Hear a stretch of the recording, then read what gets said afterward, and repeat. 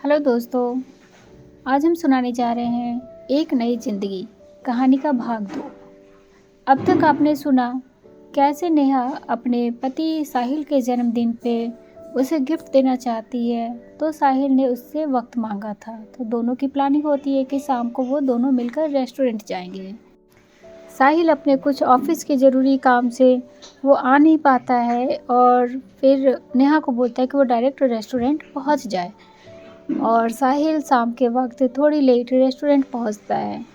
तो वहां पहुंचने के बाद देखता है कि नेहा वहां कहीं नहीं मिलती। नेहा को वो लाख ढूंढता है लेकिन वो नहीं मिलती है।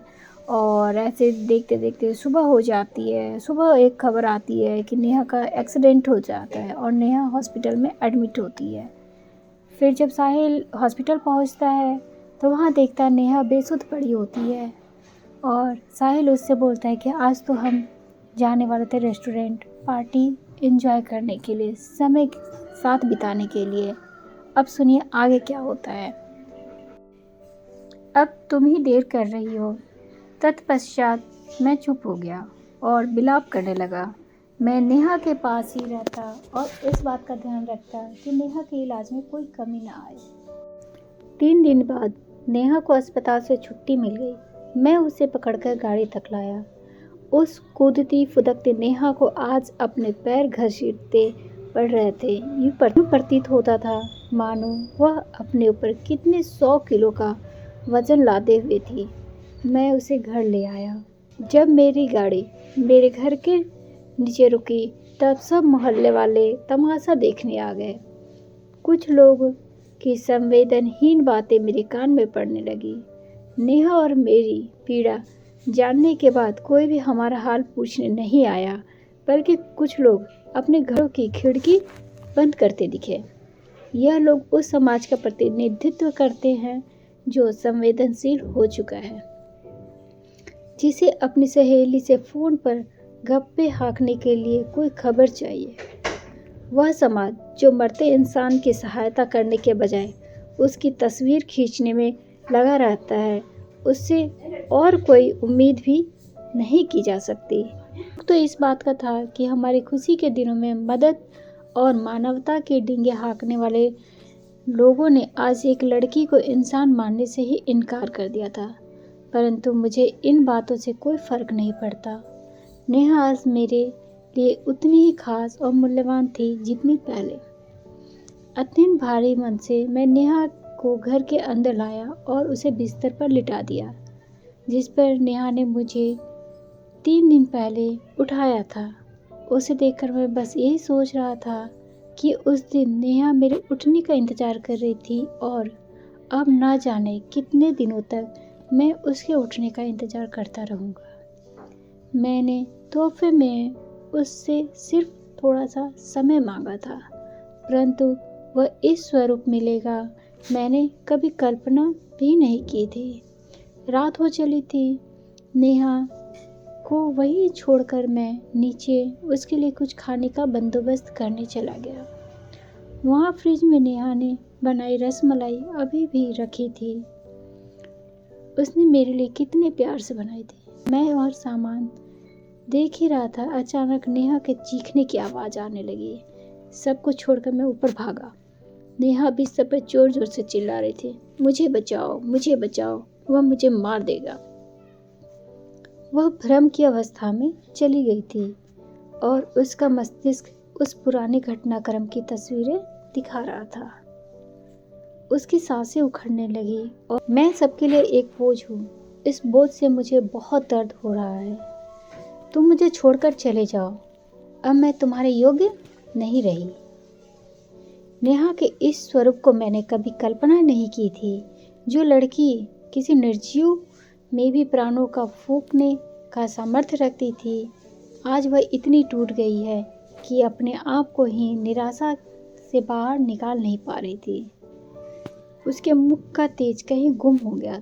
नेहा ने कभी किसी का दिल नहीं दुखाया, पर अब उसके अपने दिल पर न जाने कितनी बातों का भार डाल दिया था। खुद ही अपने में घुटने लगी।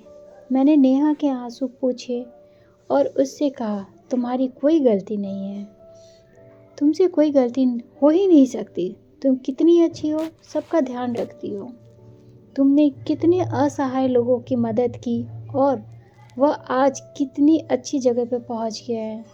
बस अड्डे पर वह लड़की तो तुम्हें याद ही होगी जो अपने परिवार से बिछड़ गई थी और तुम्हारे अथक प्रयासों से उसके परिवारजनों से मिलवाया था। वह लोग तुम्हें देवता तुल्य मानते हैं। यदि तुम ऐसा न करती तो न जाने उस लड़की का जीवन आज कैसा होता। इसके बाद भी तुम कह रही हो तुम किसी पर बोझ हो। नहीं, तुम्हारे जैसे लोगों की इस दुनिया को बहुत ज़रूरत है। तुम अभी भी मेरे लिए उतनी ही महत्वपूर्ण हो जितनी पहले थी। सब ठीक हो जाएगा। मेरे यह बातें नेहा के मन पर पहुंच रही थी कि नहीं, यह मैं नहीं जानता था, परंतु इन बातों से मेरे मन को व्यथित कर दिया। मेरा मन बस अब यही सोच रहा था कि नेहा कहीं अपने आप को कोई क्षति न पहुंचा ले। मैंने कुछ ही दिनों के अंतराल में मैंने सभी धारदार और नुकीली चीज़ों को घर से हटा दिया। नेहा का कमरा पहली मंजिल पर था, इसलिए मैंने सभी खिड़कियों में जाली लगवा दी, सभी पंखे उतरवा दिए। ऐसा करना मुझे अच्छा नहीं लग रहा था, पर क्योंकि इससे यह प्रमाणित हो रहा था मुझे नेहा पर भरोसा नहीं था। यह सच तो था कि इस बार मैं कमज़ोर पड़ गया था। मैं किसी भी स्थिति में नेहा को खो नहीं सकता था। मैं रोज़ उसके साथ बैठता, उससे बातें करता, उसकी तारीफ़ करता। मैं उसे वह सारी उपलब्धियां गिनवाता जो उसे लोगों का मसीहा दर्शाते हैं। पहले वह अपने प्रियजनों और सहेलियों से बात करती थी, परंतु अब उसके दूरभाष को स्वीकारती तक नहीं थी। उसने अपने आप को समाज से बिल्कुल काट लिया था। बस पूरे दिन सर झुकाए न जाने किन किन विचारों से लड़ती रहती थी। इतने प्रयास करने के बाद भी मैं नेहा की हंसी वापस नहीं ला पा रहा था। तभी विचार आया, मेरे मित्र शर्मा जी की बच्ची नेहा के पास खूब खेलती थी और उसके साथ नेहा भी खूब मज़े करती थी। मैंने सोचा यदि वह यहाँ आ जाए तो नेहा को कुछ हल्के पल मिल जाएंगे। यही आस लिए मैं शर्मा जी के घर पहुंचा। घर की घंटी बजाई तो भाभी जी ने द्वार खोला। मुझे देखती ही उनके चेहरे का रंग उड़ गया। बड़े ही अनमने ढंग से मुझे अंदर बैठाया और कुशल क्षेम के बदले यह बस यही पूछा कि आपको यहाँ आते किसी ने देखा तो नहीं। मैं सब कुछ समझ रहा था, इसलिए अपने लिए शिष्टाचार की उम्मीद नहीं करता था। उस समय मेरे से ज़्यादा नेहा महत्वपूर्ण थी। सबका हालचाल ले ही रहा था कि उनकी बच्ची अंकल अंकल करती मेरे पास आने लगी, पर उसकी माँ ने उसे डांटकर पुनः अंदर भेज दिया। मैंने सीधे ही अपने आने का प्रयोजन बताया।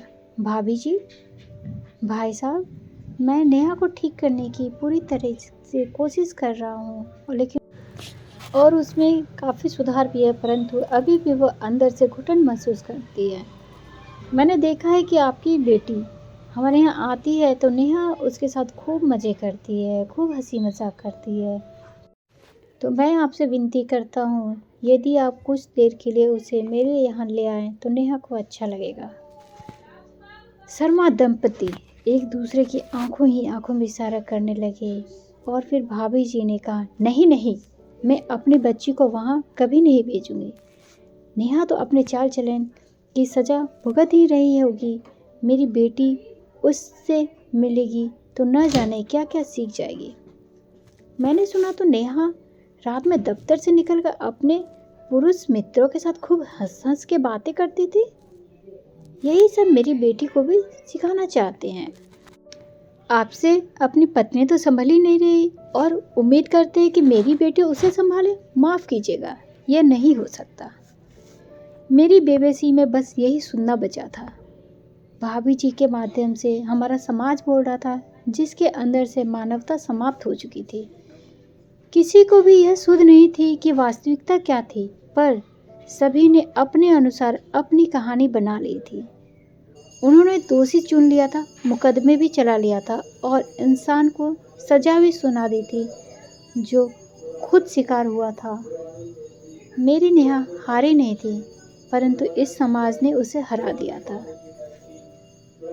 मैंने नेहा की पैरवी करते हुए कहा, भाभी जी, आपने बिना कुछ जाने नेहा पर ही उंगली उठा दी। इस पूरे वाकया में उसकी लेस मात्र भी गलती नहीं थी।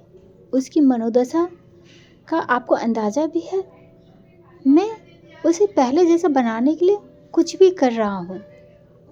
उसे थोड़ी खुशी मिल जाए इसलिए आपसे सहायता मांगी, किंतु आपने तो उसके चरित्र पर ही सवाल उठा दिए।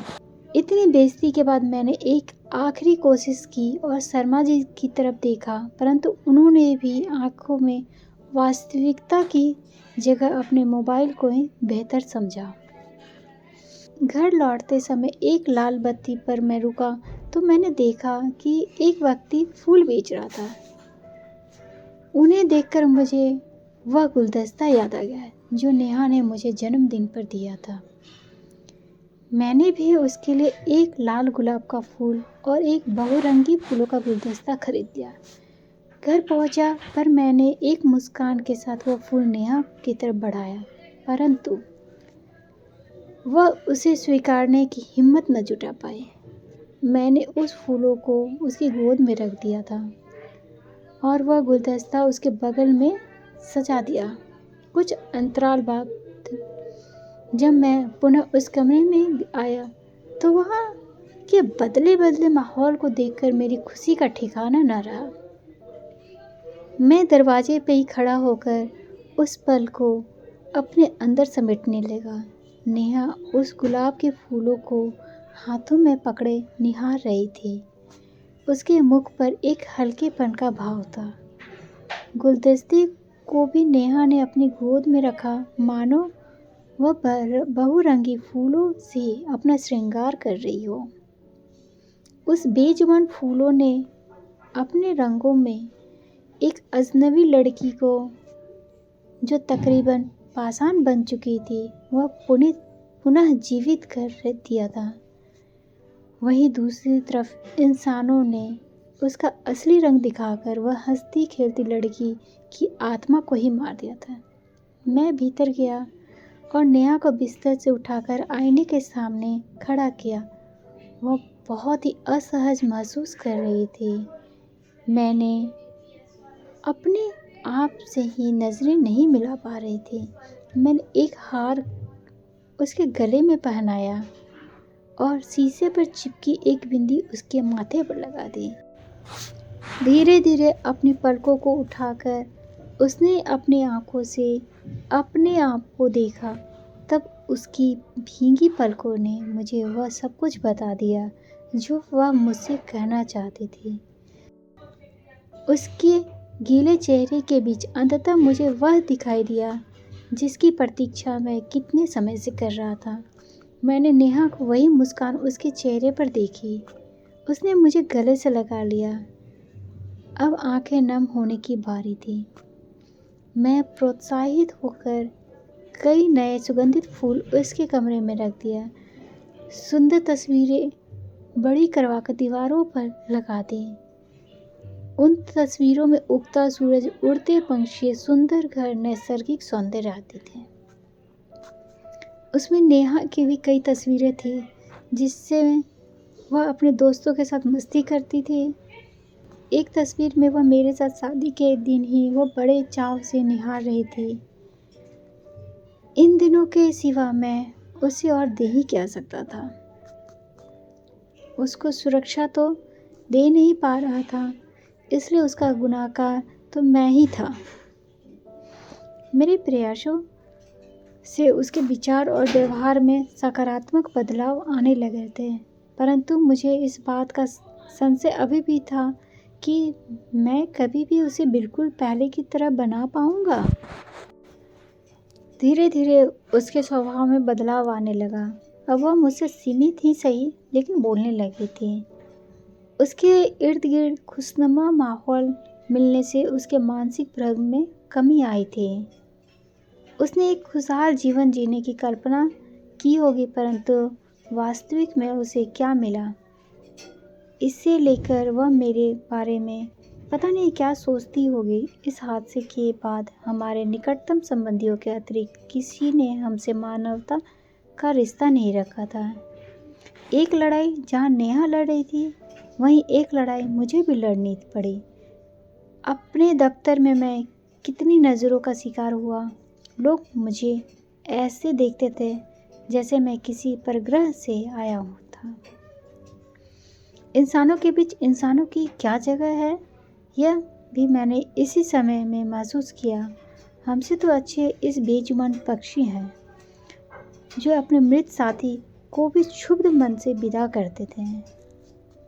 अपनी शादी की पहली सालगिरह पर नेहा को उपहार भेंट करूं, इसका निर्णय भी कठिन था। यही सोचते सोचते नेहा के बिस्तर के समीप एक कुर्सी पर मेरी आंख लग गई। अगले दिन मेरी नींद इन शब्दों से खुली, हैप्पी एनिवर्सरी साहिल। हाथ में गुलदस्ता और एक प्यारी मुस्कान लिए सामने खड़ी थी नेहा। नीला सूट, सफ़ेद चुनरी, गले में हार और माथे पर बिंदी लगाए नेहा को देखकर मुझे विश्वास नहीं हो रहा था। नेहा ने यह लड़ाई आखिरकार जीत ही ली थी। जीते हुए इस योद्धा की भांति वह मेरे सामने शान से खड़ी थी। खुशी की सभी सीमाओं को पार करके मेरे अश्रुओं ने उसका अभिवादन स्वीकार किया और उसे गले से लगा लिया। खुशी में गदगद मेरे कंठ को शब्द नहीं मिल रहे थे। इतने अनमोल तोहफे की तो मैंने कभी कल्पना नहीं की थी। मैं बस इतना ही कह पाया, तुम्हें भी आज का दिन और एक नई ज़िंदगी बहुत बहुत मुबारक हो। यह कहानी लिखी है गौरांग सक्सेना ने। तो दोस्तों, आपको कहानी कैसी लगी आप लोग कमेंट करके बताइएगा। धन्यवाद। मिलते हैं एक नई कहानी के साथ।